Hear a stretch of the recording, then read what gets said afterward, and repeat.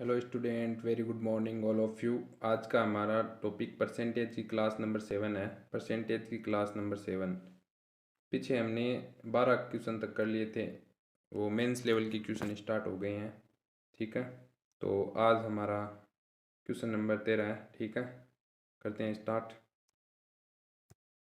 राजू अपनी आय का करीबन 10% परिवहन पर और 20% भोजन पर खर्च करता है, और वह शेष आय 30% कपड़ों पर खर्च करता है और बाकी बचत करता है। यदि उसकी बचत 26,460 है तो भोजन और कपड़ों पर कुल खर्च कितना है। तो यहाँ पे रेशियो से कर नहीं सकते, क्योंकि भोजन और कपड़े बीच का है। बीच का रेशियो से इनिशियल एंड फाइनल वैल्यू आती है। इनिशियल एंड फाइनल वैल्यू आती है, तो रेशियो से होगी नहीं। तो 100 मान के करेंगे हम। ठीक है, 100 मान के करेंगे। तो मैंने मानी 100 इनकम है राजू की, 100। ठीक है, और फिर 10% परिवहन और 20% और है ना, तो ये जुड़ेंगे। 30%, 30% भोजन पर खर्च करता है, तो बचे कितने, 70। फिर सेंस, यहाँ पे देखो सेंस है, remaining remaining remaining, sense sense sense आय का 30% कपड़ों पर। 70 का 30% क्या होता है, 21। 21 माइनस करेंगे तो 9 और 4 49 बचे है। और यदि वह उसकी बचत है तो 49 की वैल्यू सवाल में 26,460 दे रखी है। 49 की वैल्यू सवाल में 26,460 रुपये दे रखी है, बटा 49। 7 से जाएगा 7 बार में, और 3 बार में, 3 बार में, और फिर कितने बचे, 5।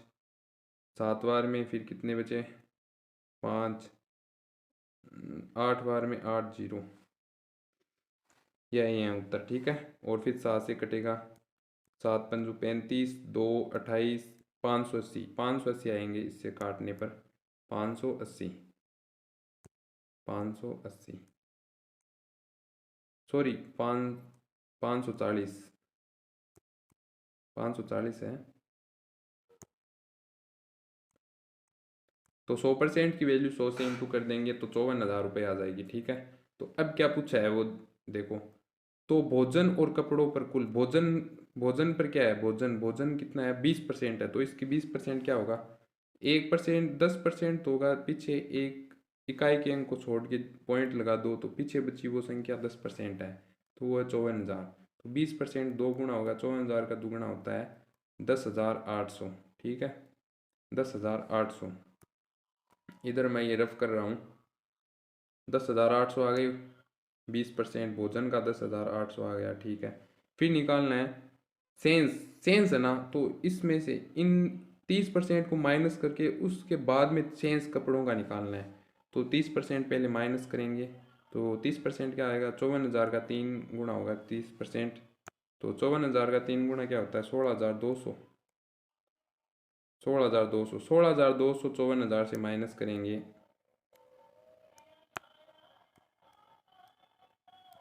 008, और 13 से 6 गए 7, और 4 नहीं 3,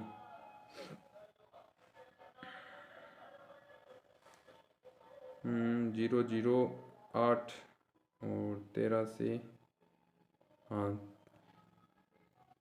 37,800 उत्तर आया है। ठीक है, 37,800,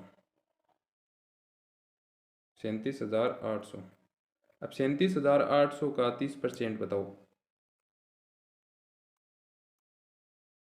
30% बताना है। एक इकाई के अंक के छोड़ोगे, एक पीछे पॉइंट लगाओगे, तो ये हो जाएगा 3780। ये 10% की वैल्यू है, तो 3 गुना करेंगे तो 30% क्या आ जाएगी, 0। 24 का चौका हाथ की लागी 2, 7 3 21, 2 23 का तिया हाथ की लागी 2, 9 और 2 11, 11,340।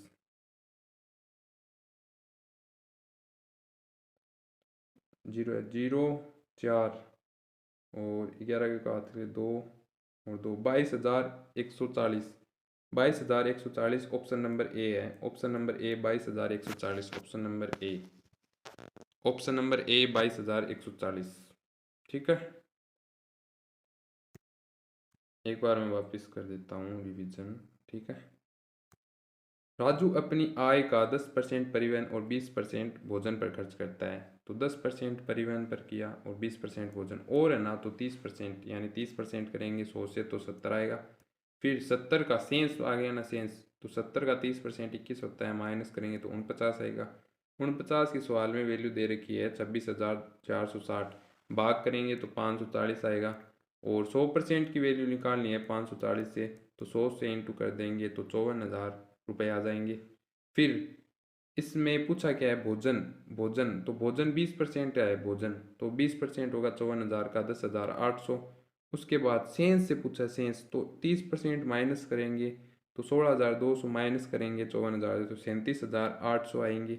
तो उससे का 30%, कपड़ा उसका 37,800 का 30% है, वो कपड़े पर खर्च है। कपड़े तो कपड़े का निकालेंगे तो 22, दोनों को जोड़ेंगे ऐड करेंगे तो 22,140 आंसर आ जाएगा। वो है ऑप्शन नंबर ए। ठीक है, नेक्स्ट क्वेश्चन।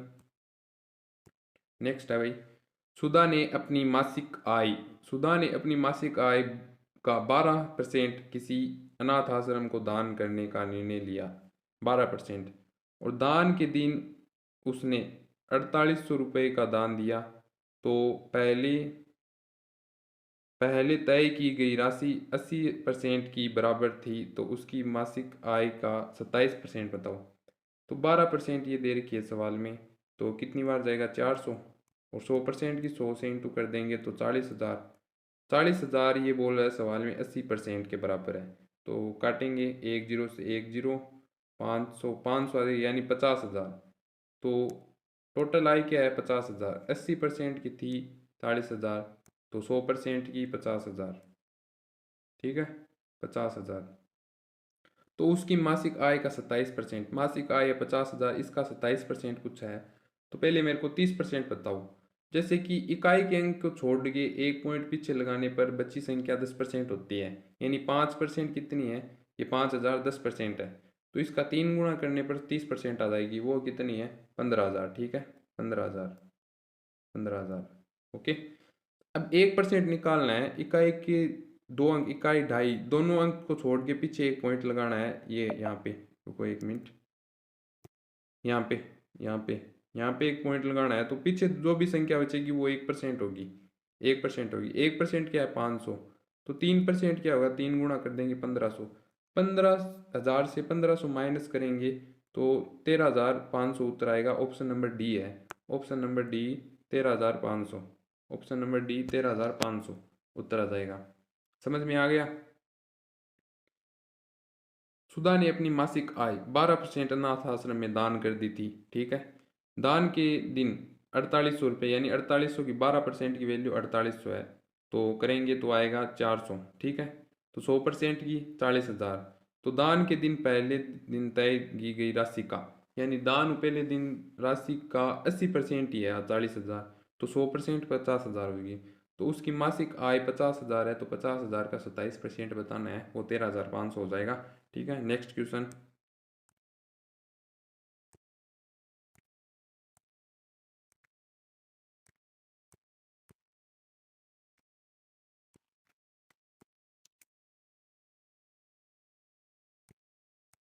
स्टार्ट करते हैं। एक व्यक्ति और उसके परिवार का जीवन यापन खर्च खर्च उसकी सैलरी का 60% है। ठीक है, तो उसकी बचत क्या होगी 40%। 60% खर्च है तो बचत 40% है, ये तो आपको पता ही है।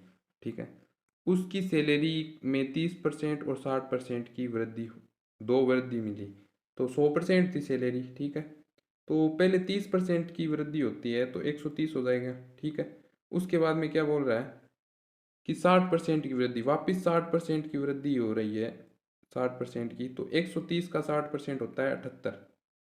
78, 10% 13 है, तो 13 गुणा 6 78, 78 आ जाएगा। 78 ऐड करेंगे तो 208, 208। ठीक है, फिर यदि उसकी बचत उसकी प्रारंभिक प्रारंभिक यदि उसकी बचत उसकी प्रारंभिक बचत से 250% बढ़ जाती है, यानी 40 का बचत, सेविंग, ये है सेविंग, सेविंग का 250% बढ़ेगी, तो 250% बढ़ाओ, 40 का 250% यानी गुणा 2.5, 2.5 यानी 100, 100 बढ़ गई। 40 तो पहले ही थी, 100 बढ़ गई तो 140 हो गई ना, 140, ये 208 है, ये 140 है सेविंग। तो नई सैलरी में जीवन यापन खर्च कितने प्रतिशत निकट तक पूर्णांक तक करना है। ठीक है, सही से एकदम पूरे बेसिक से। ठीक है, तो सेविंग ये है और आय ये है, 208 बेस है। तो सेविंग ये की तो बचे कितने, खर्च कितने कर रहा है, इन दोनों से माइनस करेंगे तो 60 और 68 आएगा। अब 68 208 ये है। अब इसको परसेंटेज में निकालना है, जो भी उत्तर आएगा वो आंसर होगा। जैसे कि गुणा 100 लगा दो, ये 40 नहीं है, 40 एक मिनट रख कर दो, गुणा 100 लगा दो और आंसर जो भी उत्तर आएगा वो आंसर हो जाएगा। अब मैं बताता हूँ, जैसे कि इसमें ऑप्शन है, देखो दूर दूर है एकदम ऑप्शन, तो इसको करने की ज़रूरत नहीं है वैसे। तो 20%, 10% है, 20.8 है, तो इसका 40 निकालेंगे तो 80 होगा। तो ये 80 से तो कम ही है, तो 40% तो नहीं होगा, एक ऑप्शन तो गया। ठीक है, और 30% निकालेंगे तो 3 से इंटू करेंगे इसको, 2 और 4, 62.4 आया। तो इससे भी तो कम है, 30% भी तो नहीं होगा ये। ठीक है, फिर है 35, 35 देखना है, 35 या तो 35 से प्लस होगा या 35 से कम होगा, जो भी ऑप्शन होगा वो आंसर होगा। देखें, देखते हैं, जैसे कि अगर 30% 6.2 ये है और 10% निकालूं तो 70 से प्लस जा रहा है, ये 70 से कम है ना 35, 35% 70 से प्लस जा रहा है, 70 से प्लस जा रहा है, 35% 70 से प्लस जा रहा है, 70 से प्लस, तो 70 से प्लस तो नहीं है ना ये, तो 35% तो नहीं होगा, ऑप्शन नंबर डी तो नहीं होगा ये। तो ऑप्शन बचा ए, तो ऑप्शन नंबर ए होगा 32.7, 32.7। और आप वैसे भी कर सकते हो, 100 गुणा लगा के, जो भी है मैंने बताया हुआ है पीछे क्लास नंबर 1 2 3 में, देखो बेसिक से पता चल जाएगा। ठीक है, नेक्स्ट क्वेश्चन।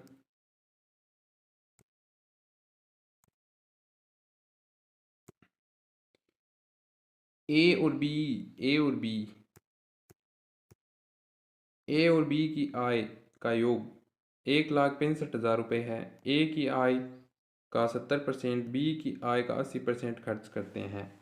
यदि ए की बचत बी की बचत से 25% अधिक है तो उसकी आय में कितने प्रतिशत, कितने कितना अंतर है, उनकी आय में कितना अंतर है, दोनों की ए और बी की आय में कितना अंतर है ये बताना है। ठीक है, तो जैसे कि ए है और ये बी है। ठीक है, तो इसमें क्या दे रखा है, ए 70% खर्च करता है। यहाँ पे क्या है, देखो, यदि ए की बचत बचत दे रखी है यहाँ पे, तो हम इसको एक में लेंगे। जैसे कि ए है ना 70% खर्च करता है, तो उसके पास बचे कितने, 30%। ठीक है, बराबर बी 80% खर्च करता है, तो उसके पास बचे कितने, 20%।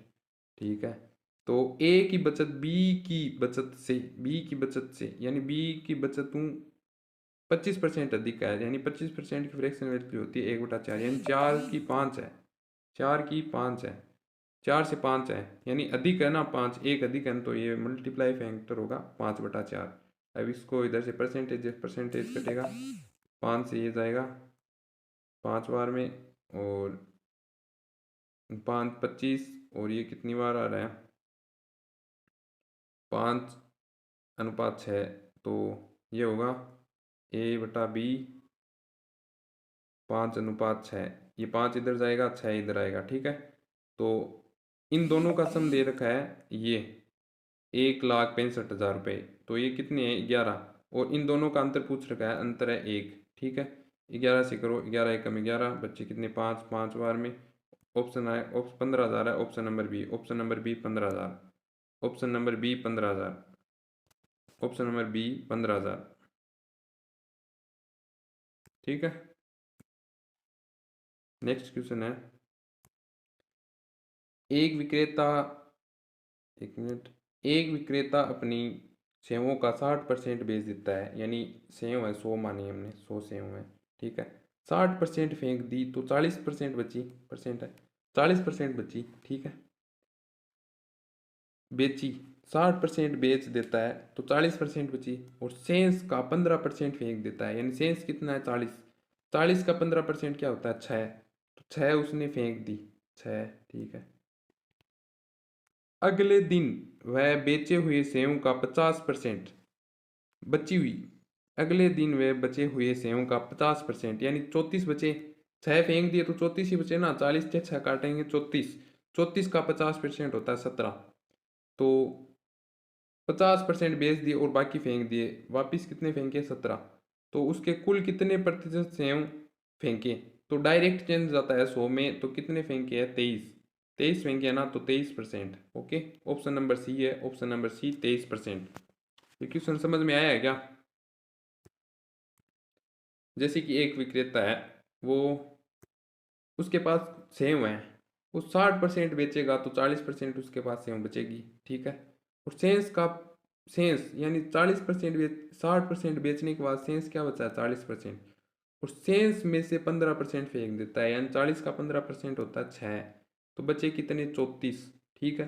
अगले दिन वह बचे हुए सेव का 50% बेचता है, यानी 34 का 50% इसका आधा होता है, तो आधा है इसका 17, तो 17 बेच देता है, तो 17 फेंक देता है, तो 17 और 6 यानी इसमें पूछा है कुल कितने प्रतिशत सेव फेंके, तो फेंके कितने हैं 23, और डायरेक्ट 100 में 23 का चेंज आता है, यानी परसेंटेज का चेंज आता है, यानी 100/23, तो 23% ये होगा ये, ठीक है। Option number C, option number C. Next.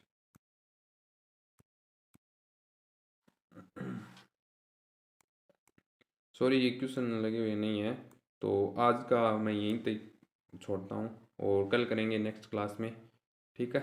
और अब मेंस लेवल के क्वेश्चन चल रहे हैं, और मेंस लेवल के क्वेश्चन सीजीएल, सीएचएसएल और बैंकिंग लेवल और जीडी वगैरह के इतने हार्ड क्वेश्चन नहीं आएंगे उसमें, जीडी में और एमटीएस में, और जो भी है जो छोटे छोटे एग्ज़ाम है उसमें ये क्वेश्चन नहीं आएंगे हार्ड वगैरह, नॉर्मल क्वेश्चन आ सकते हैं, वैसे आते भी हैं, बट कुछ आपको देखना भी चाहिए, नॉलेज होता है इससे, ठीक है। तो कल मिलेंगे नेक्स्ट क्लास में, बाय।